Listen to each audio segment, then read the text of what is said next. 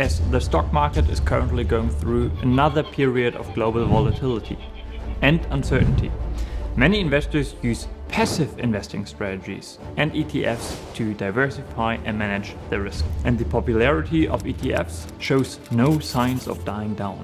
In fact, the demand for ETFs continues to be high. Literally hundreds of new ETFs have been launched in 2021 and 2022. And as of today, ETFs account for more than 20% of market volume and about a third of the total dollar volume traded each day. However, I believe that especially online, you will encounter a fair amount of misinformation about ETFs. And I would even argue that there are some very meaningful misconceptions surrounding ETFs and index funds, especially among retail investors. So in today's video, I want to warn about one major misunderstanding and provide a couple of examples that will help you develop a better understanding of these instruments. And so without further ado, let's get started.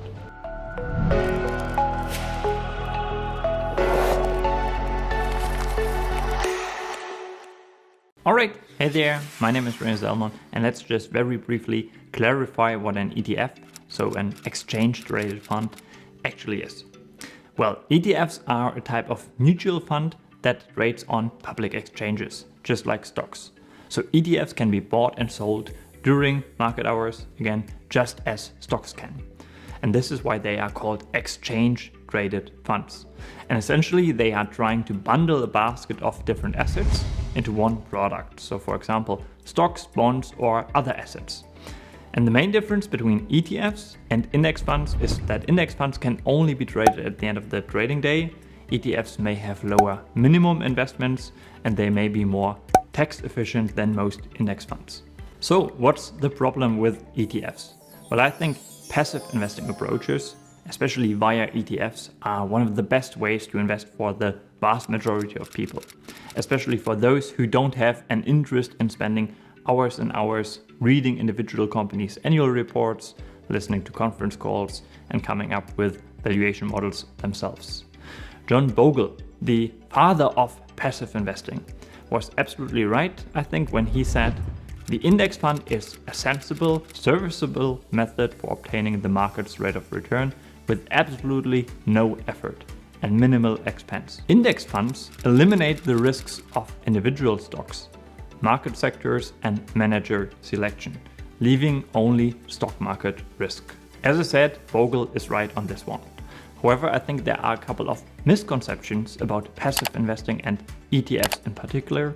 And the one that I want to talk about in this video is that I suspect many retail investors think that ETFs are pretty much the same as index funds, which is simply not true. Of course, both instruments share a lot of similarities, but while indeed many ETFs are just another form of passive investing and indexing, aiming to match the performance of a particular index, such as the MSCI World, the Dow Jones, the S&P 500, or the Nasdaq. Many other ETFs are actually anything but passive, and I think the average investor is really not aware of this. So again, while many ETFs do track a broad market index, many other ETFs track factors such as momentum, liquidity, volatility, value, growth, or even dividend yield. Or they track sectors such as technology, healthcare, or the metaverse.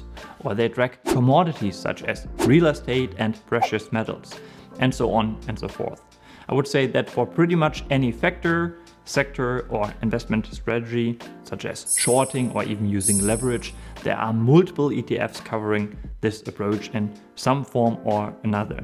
And some even combine multiple of these aforementioned strategies, and you can easily find an index that, for example, uses leverage to short a small cap index, like for instance the daily small cap bear 3x shares ETF.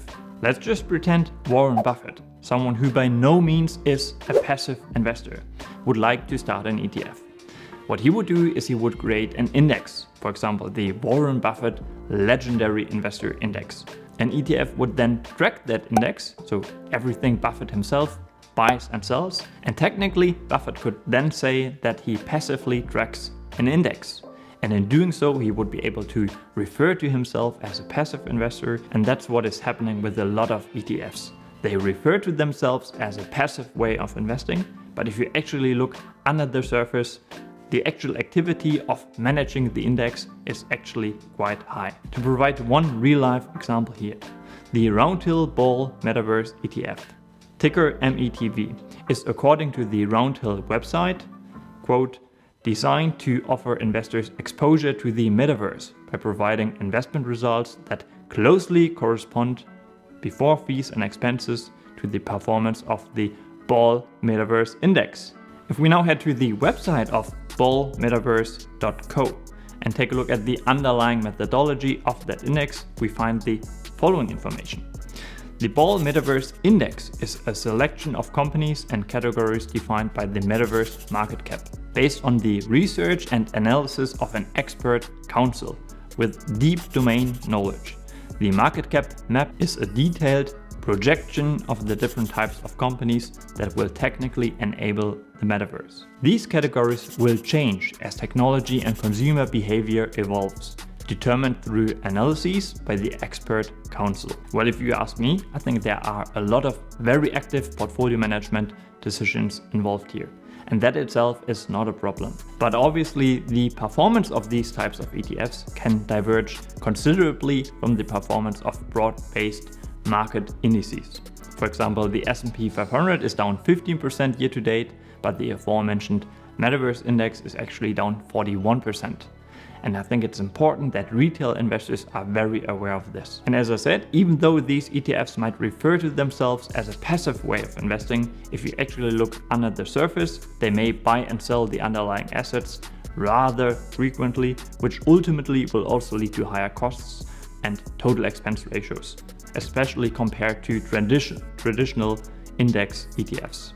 The most common example are the ARK ETFs, where you can actually quite easily get an overview of the daily trades. And the ARK, so ARKK ETF in particular, well, this one is super actively managed. And as I said, obviously this leads to higher fees.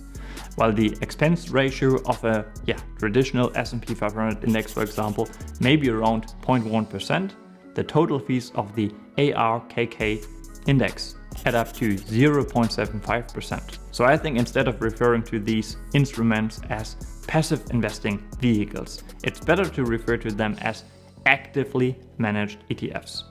Terry Smith, the CEO and founder of Fundsmith, concludes with regard to this issue, investors in ETFs may be quite logical in avoiding most active management, but many of the ETFs are not as inactive as they think. Now, if you want to learn more about the beautiful discipline of investing, I recommend you check out this video in which I outline how Mr. Beast cloned the Amazon playbook to build his YouTube empire and become a multi-millionaire.